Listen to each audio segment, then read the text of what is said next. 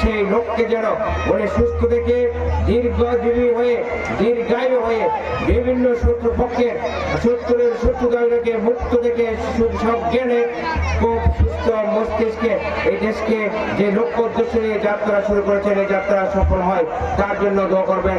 আমিও সকলের কাছে দোয়া চাই, আমরা সকলে একে অপরের জন্য দোয়া করবো। সবাইকে ধন্যবাদ। আসসালামু আলাইকুম।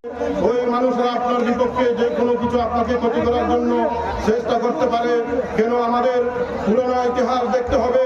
আমাদের প্রেসিডেন্ট শহীদ জিয়াউর রহমান যখন এই দেশের জন্য ভালো কিছু করতে গিয়েছিলেন তখন শত্রু বাহিনীরা ওনাকে নির্মমভাবে হত্যা করেছেন। আপনার ওই কথা মনে রাখতে হবে।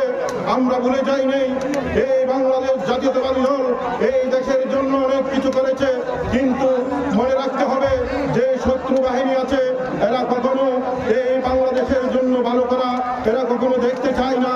সেই জন্য আমি আপনাদের কাছে আপনার কাছে আকুল আবেদন করি, এই আপনি যে হিসাবে চলাফেরা করতে কিছু আপনার আগের চেয়ে অনেক উন্নত করতে হবে।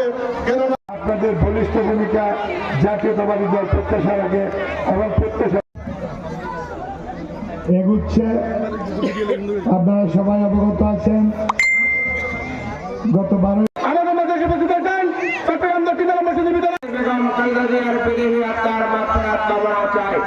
আমরা সকলে মিলে এরপর আমাদের প্রিয় নেতা শহীদ প্রেসিডেন্ট জিয়াউর রহমান আরেফ রহমান কোকো সকলের বিদেহী আত্মার মাগফিরাত কামনা করছি এবং আমরা সাথে সাথে আমাদের বিগত আন্দোলন সংগ্রামে জাতীয়তাবাদী দলের যে লাখ লাখ নেতা কর্মী জীবন বিশুদ্ধ করেছেন তাদের আত্মার মাগফিরাত